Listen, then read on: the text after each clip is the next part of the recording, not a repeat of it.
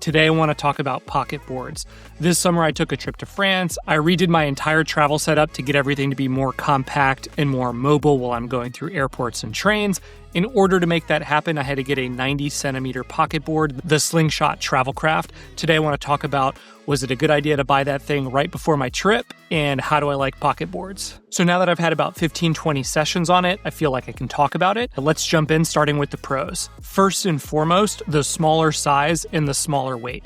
It's great. It makes this board fit into a check-in bag. It makes it fit into kind of basically any kite bag you would ever want to fit it in. And in my case, I put it in an Osprey rolling check-in bag that left me room for 2 more kites, my foil, all of my other equipment in there. So I really like the smaller size, and I like the smaller weight, just lugging this thing around, carrying it to the beach. It's just a lot more maneuverable. The second pro was the price. I think it's actually discontinued now, but I got it for about $499. That's a killer deal when you think about most boards out there are $800, $900, $1,000. So yeah, super happy with the price. The third pro, touchdown recovery. I was expecting, moving to a smaller board, that I was going to lose any kind of touchdown recovery. So that's when you hit the water on your foil, and instead of crashing, you can kind of bounce back, get back up on your foil, and keep riding. I think the board is actually a little bit wider than normal. It's got some nice curvature on the bottom.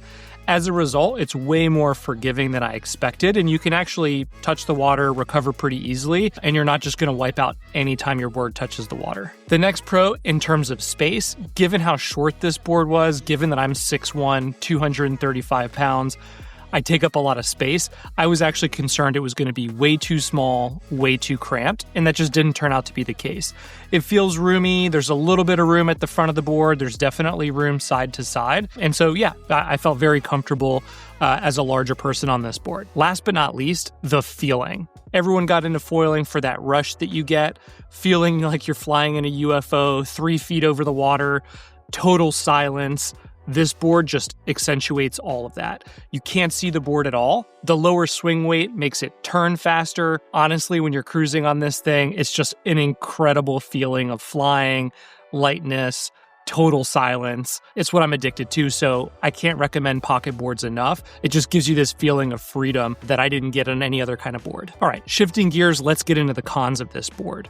First and foremost, because it's a smaller board, it takes more power to get going. So when you're doing your water start, you're going to have to learn to either loop that kite, or you're going to have to water start a couple of times to just make sure you have enough power to get up on the board and to get started and to get riding.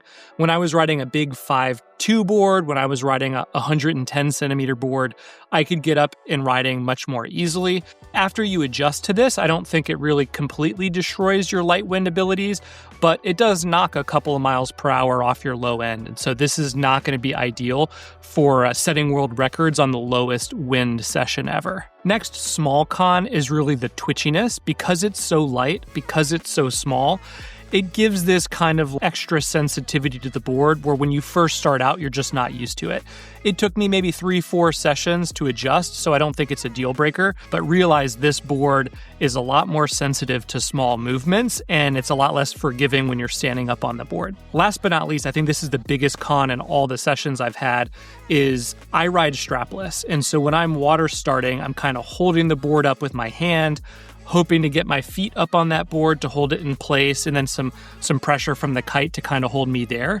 This board, because it's got volume, and this board, because it's so small, it actually moves around a lot in the water. And so I've had to reset a bunch of times on water starts, or by the time that I get my kite ready to go and the board up, the board kind of drifts away. And so I wish the board had less volume so it sunk in the water a little bit more. I wish it kind of stayed in place a little bit more, but this is really a problem that's unique to someone who's going to be riding strapless. So there you have it. Those are my thoughts on the Slingshot Dwarfcraft 90 centimeter board. This is a great little pocket board. Honestly, if I knew what I know now, back when I was starting out, I started on a 5'2" board. I moved to a 110 centimeter board, thinking I was just too big for these smaller boards. I would have gone right from my beginner board to a small pocket board that's just travel friendly and makes it easy to carry the board with you wherever you go. For those of you that are interested in getting one, I hope that helps you out. If you liked it, give me a thumbs up. If I left something out or forgot something, call me out in the comments down below. And thanks for watching.